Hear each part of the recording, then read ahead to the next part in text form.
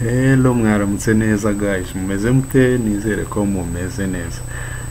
Uyu munsi rero muri iki gitondo n'ubundi nkuko bisanzwe guhereje nkuko nababwiye nuko buri mu gitondo kugira ngo dufatanye kwanaliza gushaka opportunities ziri mu isoko dushobora kugenderaho uyu munsi wose tukazibyaza umusaruro. Hano muri VIP Discord group. Hanyuma uyu munsi ikintu tugiye gukora, tugiye kunyura n'ubundi muri analyse twakoze ejo, turebe uko zitwaye ejo umunsi wose. Hanyuma nitumara kureba uko zitwaye umunsi wose, tunarebe n'ubundi tunareba nuko zitwara uyu munsi, turebe ko tunabona n'izindi opportunities uyu munsi zo kugenderaho tukaba twazibyaza umusaruro. Nk'ibisanzwe rero reka nkurikije uko watch list yanjye imeze, reka mpere kuri dogi. Nkunda kuyitrackinga, ariko nababwiye ko habamo za manipulation nyinshi, ariyo mpamvu. Hanyuma reka turebe duhereye muri daily. N'ubundi daily nkuko mubona daily ubundi nababwiye ko muri long term yo ntago wenda ndirirwa nyivugaho kuko long term always ni bullish. Crypto long term igihe cyose aba ari bullish, ariko medium term uko mubibona ejo nababwiye, murabona ko iri kuri bottom yayo hano muri medium term. Ikintu igomba gukora nuko ikintu isigaje gukora nuko igomba kuzamuka igatestinga hano k'uyu murongo nanone uyu muri kubona utukura. Hanyuma yamara kuwutestinga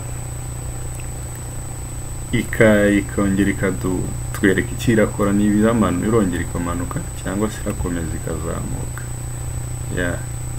Kugeza ubu iri hano, ariko nabyo kugira ngo tubikonfirme, kubera ko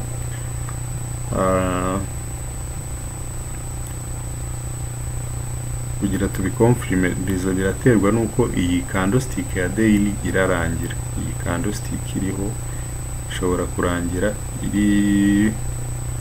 iri bearish, nayo yatoboye hano, akaba ari cyo gihe cyo kugera ku zindi level hano hasi. Ariko kugeza ubu hano iyi ni support, ndi guteganya ko ari support ishobora kuzamuka igatestinga hano kuri iyi resistance trend line. Nicyo ndi ku expectinga kuri iyi doji muri medium term. Turebe,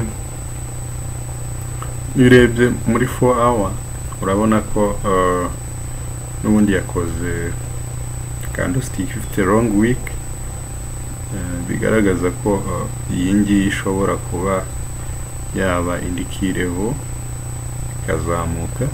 Biraterwa n'uko iyi candlestick iriho isigaje amasaha 2 n'iminota 20 irarangira. Ubwo nko mu masaha 4 saa 5 umuntu araba ari kumenya niba koko gahunda ari ukuzamuka.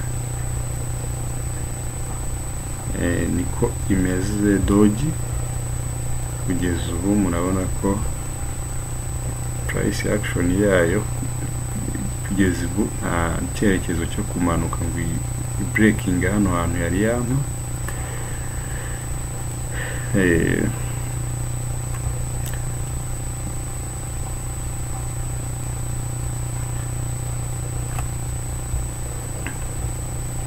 Hanyuma turebye hani muri medium term kuri babandi wenda bakora swing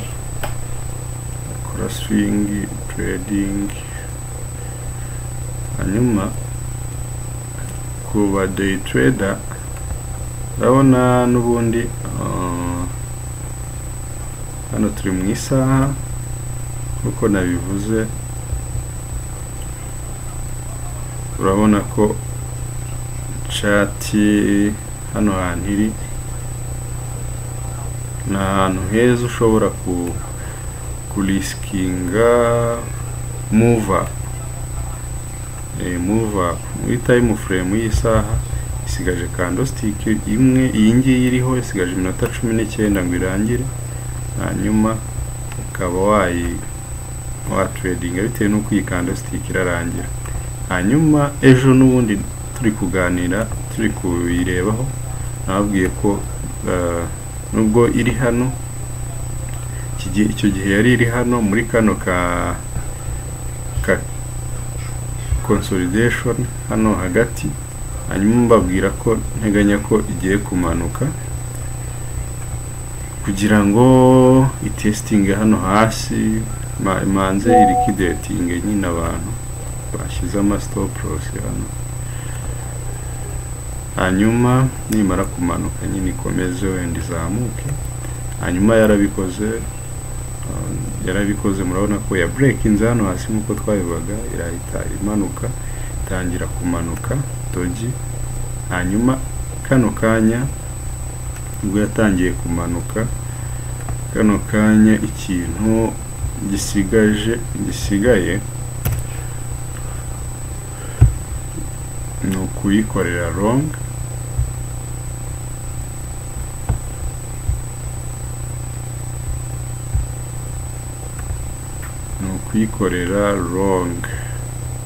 ushobora kuyikorera long stop loss n'ubundi ukayishyira munsi hano. Hanyuma TP reka turebe ahantu ushobora kuyisetinga. Mwibuke aya masoko ni byiza gusetinga TP nyinshi kubera ko mubishobora kumanuka yagera hano igahita isubira hejuru, usanga urahombye kandi wari uri mu nyungu. TP turayishyira hano,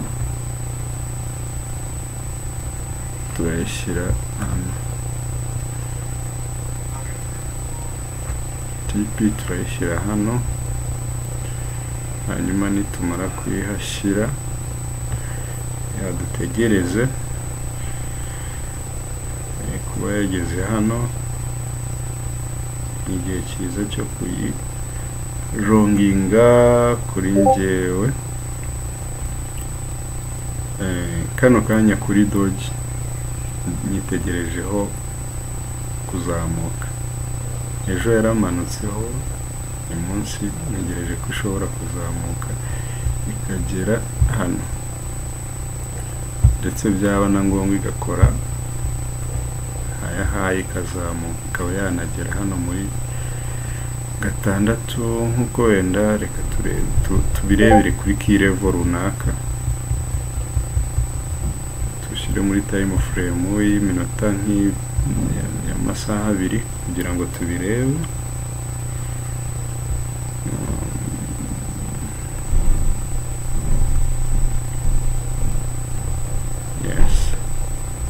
Ushobora kuba byazamuka igatestinga hano hejuru 6-4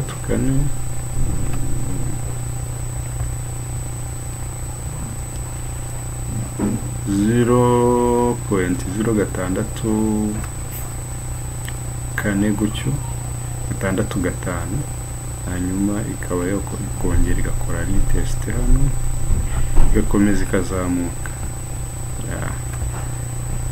Nicyo nteganya kuri doji kano kanya. Mwibuke doji igira manipulation nyinshi cyane, ikindi igira volatility nini ku buryo bisaba gukoresha leverage ntoya, byibuze nturenze 3, leverage ya 3 kugira ngo utaba liquidated. Kubera ko aya masoko ntabwo tujya inama, ntabwo uvuga ngo nabyemeje ko buriya ngo koko confirmed ngo 100% birahita biba. No, mu kanya rero ni mask yagurisha ukabona kise kimanuka kikamanuka kikajya hasi. Niyo mpamvu ugomba kugira risk management ya danger. Hanyuma tuvuye kuri doji nuko ndi kuyibona bucya muri kuyibona na settings niko ndi kuyibona uyu munsi. Hanyuma igisigaye no gutegereza setup yanje, hanyuma ikagenda uko nabiteganyaga cyangwa sikabireka.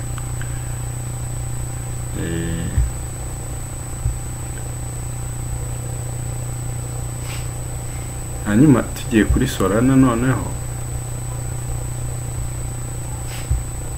Solana murabona nkuko mubibona Solana muracyayibona ko ifite gap yo kutestinga hano hasi. Solana iri bullish ntacyo muri long term, hanyuma medium term naho iri bullish, iri uptrend, ariko ikeneye gukora indi key level ya higher low.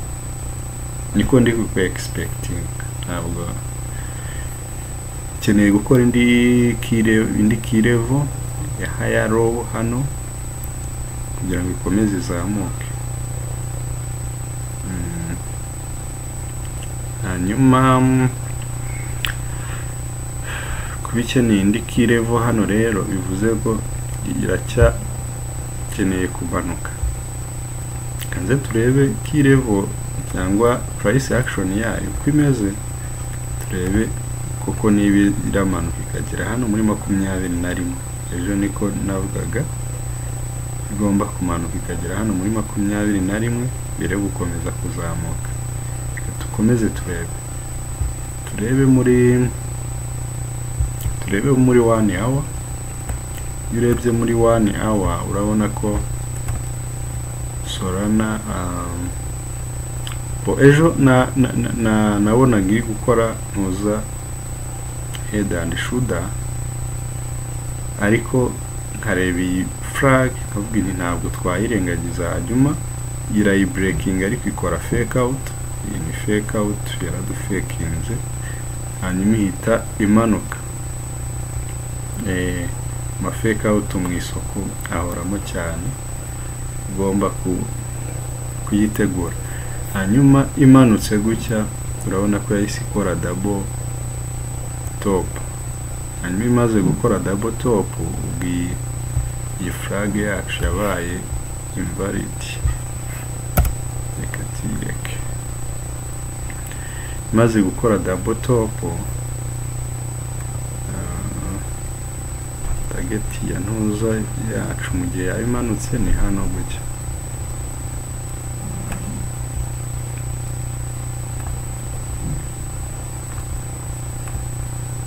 Maze gukora double top ihita imanuka.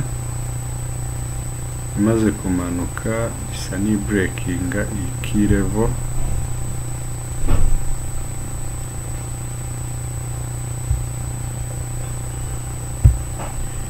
You have to make it simple. Maze ku breaking iyi key level, ubu hano haniri isaha n'isaha kuba yakoze double top, rangiza ikaba ifite gap nini igomba gukuramo kugira ngo ikomeze izamuke. Ushobora kuyikuramo yongera igatesting iyi trade line yanjye hano, cyangwa se ikakomeza ikanagera hano igahita izamuka. Kugeza kano kanya rero expectation yanjye kuri iyi coin ni ukumanuka ikagera hano. Niyo expectation yanjye nkurikije ibyo ndi kubona hano. Kuvuga ngo kuri Solana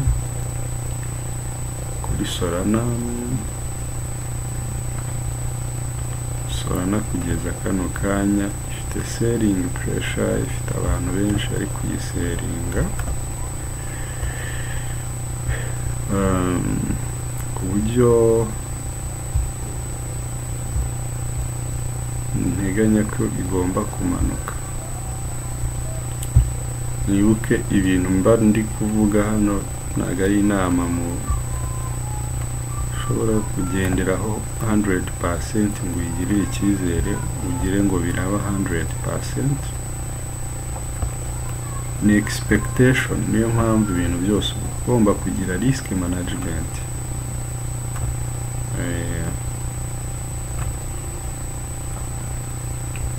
Nibyo mbona kuri Solana uyu munsi. Solana uyu munsi urabona candlestick hano yakoze engulfing, irongera irazamuka ikora indi, hanyuma irongera iramanuka gutya. It's time to move down.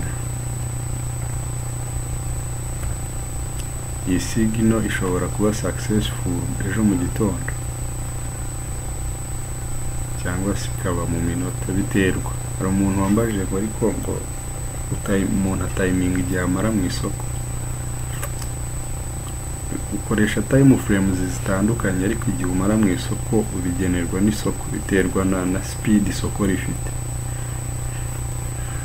Ushobora gukora candlestick, urabona nk'ubu ni mu minota 30, ushobora kugera hano yakoze candlestick nyinshi cyane, kuko kugera hano ntabwo ihita imanuka ngo ihite ikubita, irajyana itangire yisaze gutya usange igeze hano kandi yahereye hano. Ntabwo ihita imanuka ngo igere hano, ahubwo ishobora kugera hano. Rero biterwa na volume iri mu isoko. Gusa iyo bitinze cyane nanone ukaba ari ikimenyetso kibi cy'uko isoko mu kumanuka nta ngufu rifite, rishobora guhindukira ntirijye kuri signal uba wasetinze cyangwa uba we-expectinze. Mwibuke n'ubundi gahunda yacu ni uguforowinga ibyo isoko rikora. Niyo mpamvu kuba riri kumanuka natwe tugomba kumanuka, yazamuka tukazamuka. Hanyuma utibagiwe risk management. Kuri Solana ni uko bimeze.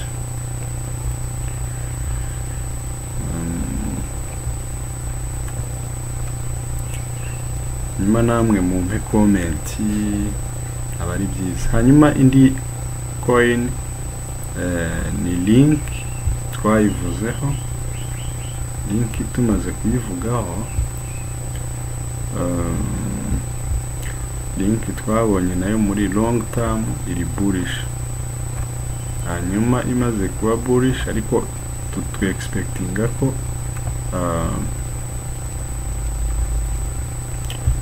expectinga ko muri medium, muri short term igomba kumanuka, testinga hano hasi, kubera ko ejo twayibonye iri hano gutya.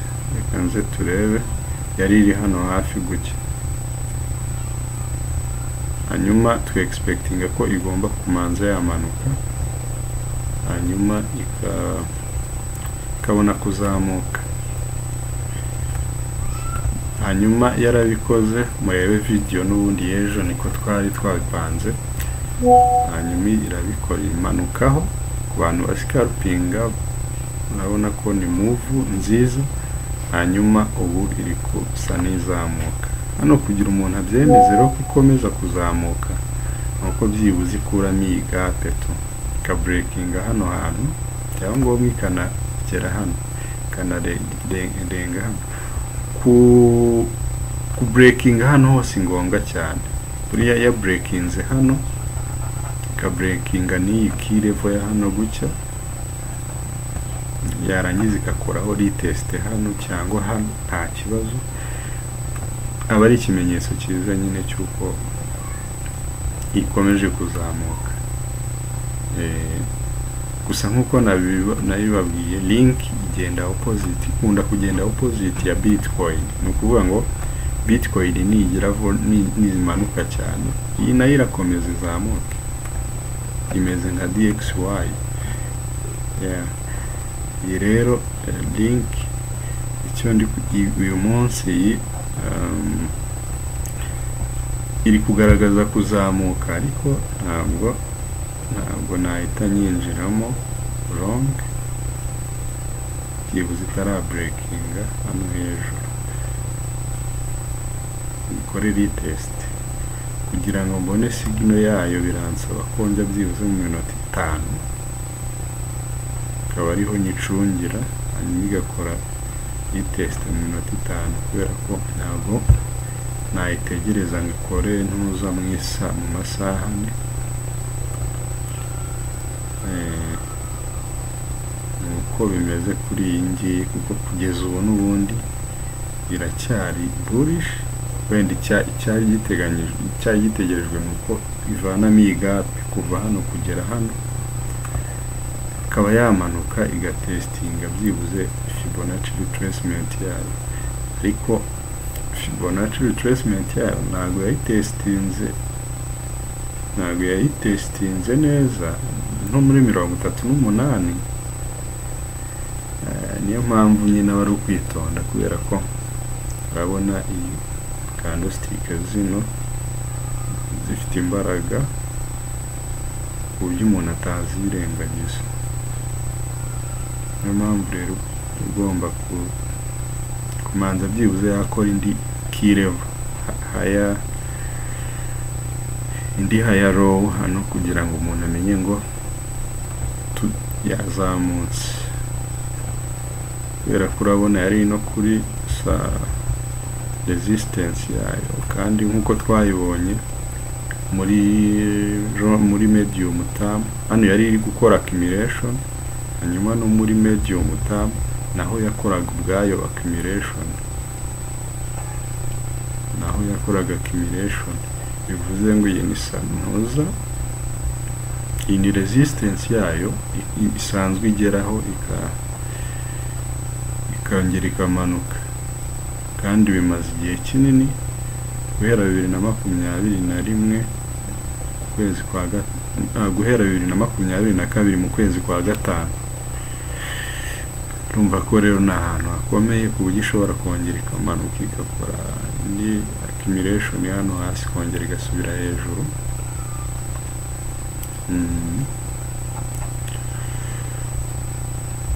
Ni ibyo kuri link ishobora kuzamuka igatestinga wenda izi top za hano zayibanjirije mu 9, 10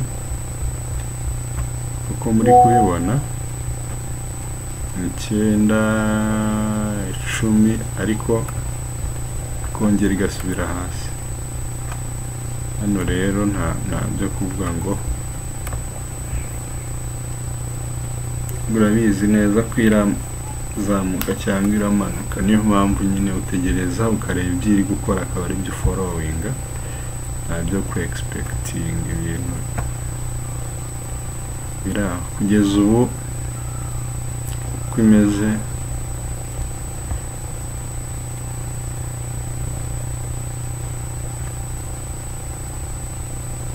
ni ukuyitegereza igatestinga hano cyangwa se igakora indi candlestick noneho iri bullish ya nyayo hano uburyo umenya ko irahita ijya hano muri 6.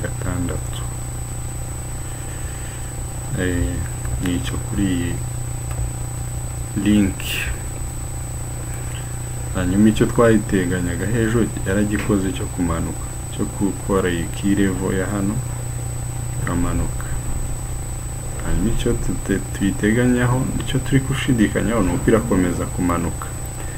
Kuba itarakomeza kumanuka rero bivuze ngo ishobora gukomeza kuzamuka, ariko nabyo ntabwo turi byemeza uyu munsi kubera ko hano iracyafite abasera baracyayoboye.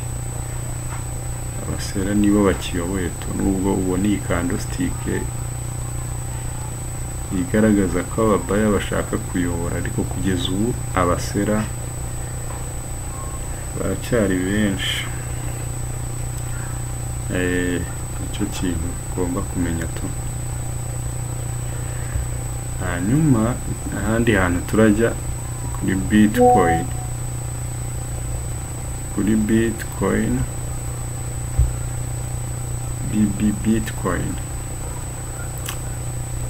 Bitcoin nayo long term ni bullish, medium term twe expecting a bullish.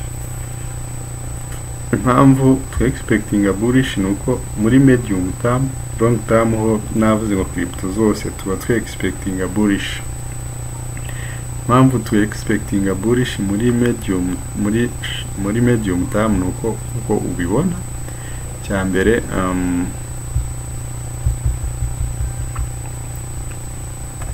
babona ko ya breakinze trend line yayo. Trend hano ni muri 31 ya all time high yagezeho muri aya mezi angahe hashize mu kwa karindwi. Kubera breakinze rero iyi trend line yayo bivuze ngo ikayibreakinga gutya ikazamuka, ikabreakinga resistance ikongera ikayitestinga. Bivuze ngo iki nta kindi dutegereje usibye kuzamuka. Kumanuka birashoboka ariko ni bya bindi by'isoko bisanzwe tungurana. Hanyuma wenda icyo ntashobora kugenzura nuko n'ubundi nibyo wenda tugiye kureba, ishobora kongera igatestinga iyi line muri kureba hano,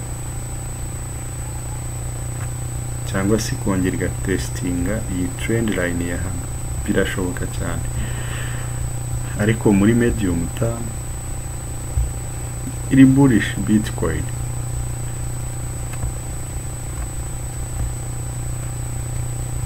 Tegereje gusa amwe mu makuru ku ruhande rwa fundamental ikagira ikikora igahita izamuka, kuko Bitcoin bura crypto zizamurwa cyane n'amarangamutima yacu y'abantu.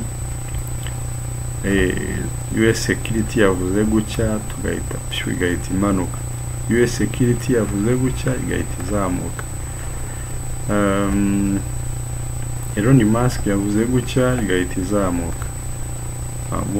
World Bank yasohoye, G20 yasohoye report ivuga gutya igahita imanuka cyangwa ikazamuka. Aba ari ibyo dutegereje cyane. Nka Bitcoin move up nini buriya zikoreshwa zikorwa kubera ibyo bintu. Adoption pra move up kuri crypto ziri kuri fundamental cyane kurusha technical analysis, kurusha technical, kurusha demand and supply. Kuri Bitcoin ntabwo ikizamurwa cyane no kuvuga ngo umuntu ari kugura Bitcoin cyetse afashe miliyari agahita sunikiramo yose akahita agura. Ifite market cap nini ku buryo nyine isunikwa n'utu tuntu uri kubona gutya kuva muri 28 muri 27 igihumbi nyine, ariko kuvuga ngo iramovinga ibihumbi 3 bine biterwa n'amakuru, yaba kumanuka cyangwa kuzamuka biterwa n'amakuru. Cyo nicyo kibura uhita izamuka igire handi muri ya level navugaga muri 29 ni na 400 cyangwa 29 yuzuye kuri ya key level yayo ikomeye. Ya key level yayo ikomeye tu ni ibyo kuri Bitcoin muri medium term. Hanyuma short term, ikintu tugomba gutegereza short term kuri Bitcoin nuko Bitcoin muri short term turebe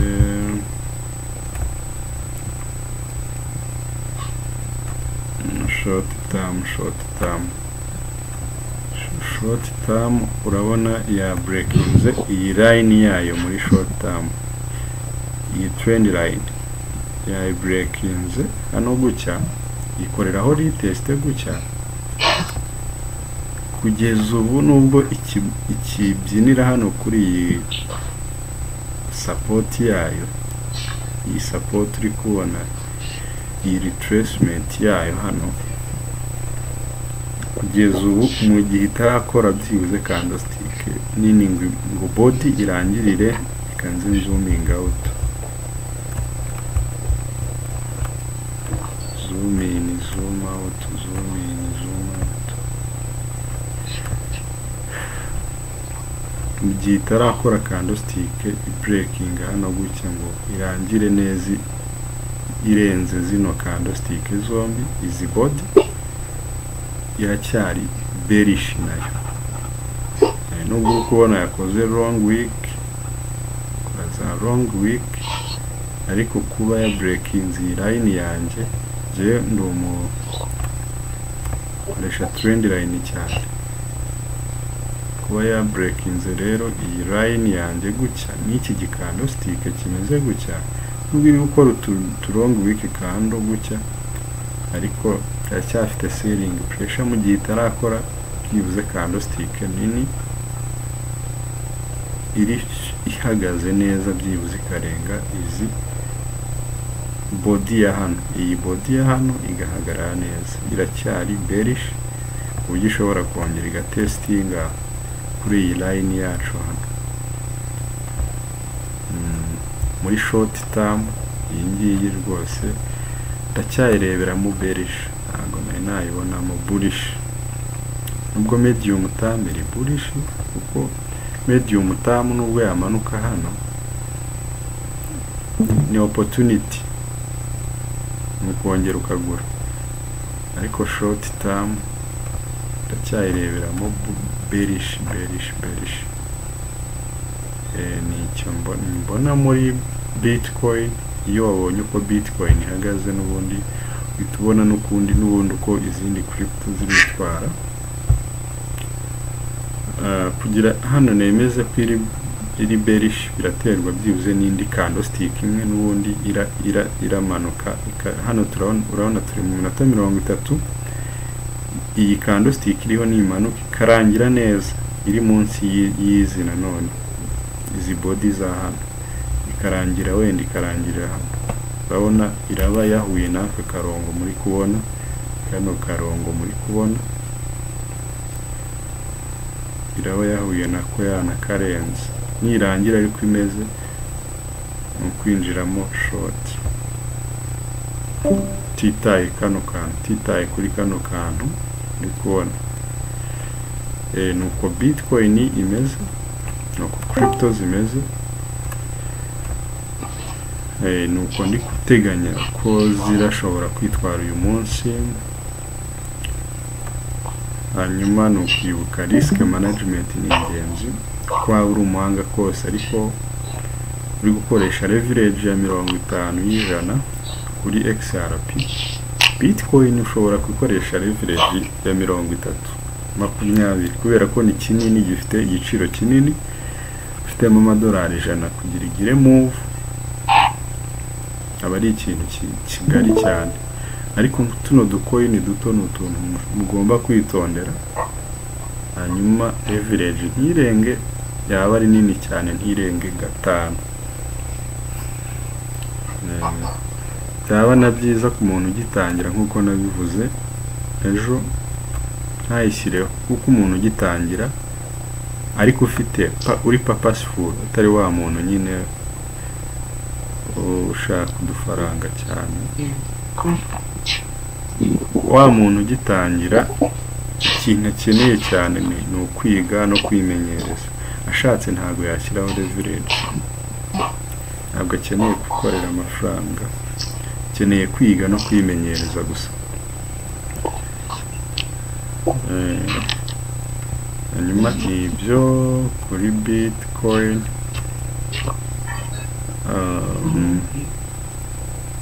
Hanyuma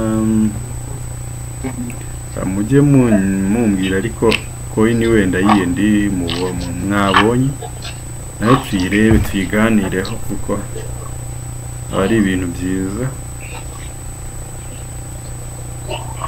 ari ibintu byiza.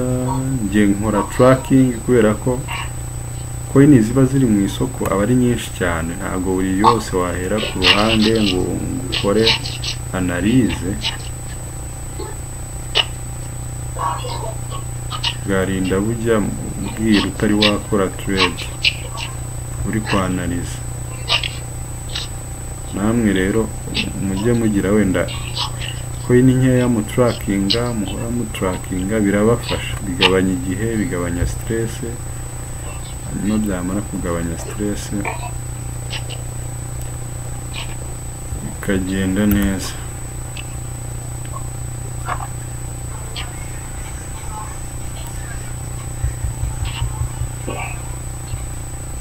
Bikagenda neza.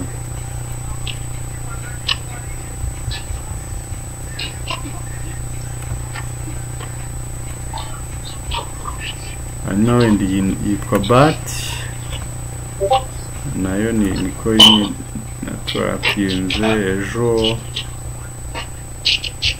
bundi nakoze trade igenda neza, ariko ejo kubera ko natekereza ko iyi trend line irayubahiriza ikazamuka, nongeye kuyikora ntiyagenda neza nkuko mubibona, itimanuka aba ari kamere y'isoko nk'ibisanzwe. Nizeye iyi trend line yanjye, hanyuma irazamukaho gato, irayubahiriza izamukaho gato, ariko ihita dropping ubu kugira nongere nyisubiremo nuko yasongera igasubira ku murongo, ikongera n'ubundi ikarenga iyi support, ariko n'ubu kuba itari yarenga iyi support na breaking ikore indi higher, indi key level, ubu iracyari bearish.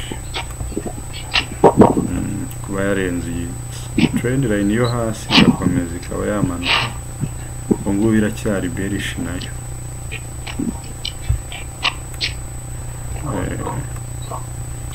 Guys, murakoze cyane, mugire umunsi mwiza. Turi kumwe muri Discord, muri VIP group. Hanyuma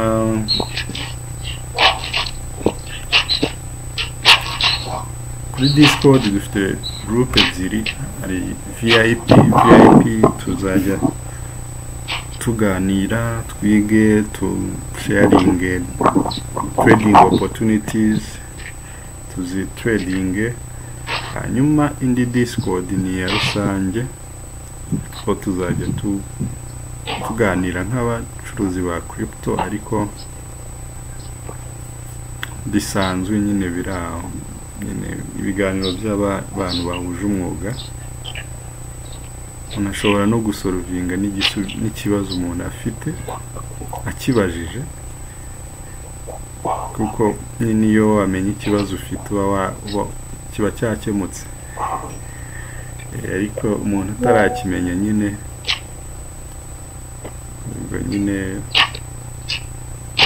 hanyuma ibintu byinshi muri Discord rusange. Kuwa gatandatu tuzajya tugira live tuganire, umuntu ajye azana rwose ibibazo twiganire nta kibazo muri Discord. Hanyuma niba utarayijoininga iyo ya rusange, it's free, wayijoininga. Hanyuma n'abantu bari kuri WhatsApp group ya Rwanda Investor, mwese mwayijoininga, kubera ko niho tuzajya dusharinga ibitekerezo cyane, ntabwo tuzongera kusharinga kuko WhatsApp ntabwo iri abantu bari professional bahuje umwuga, ntabwo ifite ntuza view nziza ku bantu nyine bakora akazi, ndetse kuganiraho gusa. Kuri Discord ni ahantu heza, mubu wenda niho turi gukorera, turi kuganira ichat mureba, ariko nko kuri WhatsApp nta gifite iyo option. Urumva ko Discord ni ikintu cyiza ku bantu, n'ubundi Discord ni ikintu cyashiriwe guhuza abantu bakora umwuga runaka, ndetse n'abashaka uwo mwuga, n'abashaka serivisi zabo, bakaganira bakungurana ibitekerezo. Hanyuma n'abatari binjira muri VIP group, namwe mwajyamo rwose, mwajyamo kabisa, mwajyamo cyane abantu bakeneye kwiga, abantu bakeneye ku trading umunsi ku wundi. Ni ikintu cyiza cyane tugomba gukora. Hanyuma nubwo wenda nk'iyi video ushobora kuyibona kuri YouTube, ariko akenshi n'ubundi uyibona ibyo twaganiriye bitagifite akamaro, kandi tuba twabiganiriye muri Discord group iri VIP. Kuko ushobora nk'ubu ni mu gitondo, ariko ushobora kuyibona nimugoroba iba yataye agaciro, kuko niba ari nk'ibyo twavuze ngiramanuka, ushobora gusanga yamanutse coin cyangwa se yanazamutse, nubwo wenda utaburamo ibigufasha nk'uburyo umuntu akora analize. Nibuke ibintu nkora hano